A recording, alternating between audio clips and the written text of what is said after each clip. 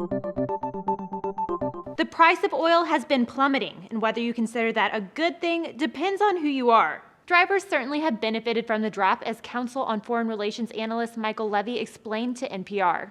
For every $20 decline in the price of a barrel of oil, you should expect about a 50-cent decline in the price of a gallon of gasoline, and that is what we've seen. It's also good news for manufacturers, as Bloomberg analyst Rob Barnett told C-SPAN. But not everyone shares that sentiment. Generally speaking, energy is an input to manufacturing, so lower prices, again, is a very good thing. Russian President Vladimir Putin warned cheap oil prices, which dipped below $84 a barrel this week, could collapse the world economy. The Russian government, which relies on energy revenues for more than half its budget, is particularly vulnerable to the dip in price. Though maybe not as vulnerable as Venezuela, whose oil-dependent government was already suffering from a recession, high inflation, and civil unrest. The country's foreign ministry requested an emergency meeting of OPEC nations to address the falling prices. But officials from Saudi Arabia, OPEC's largest member, are reportedly willing to accept lower prices to protect their market share, as well as to challenge the onslaught of American-produced oil.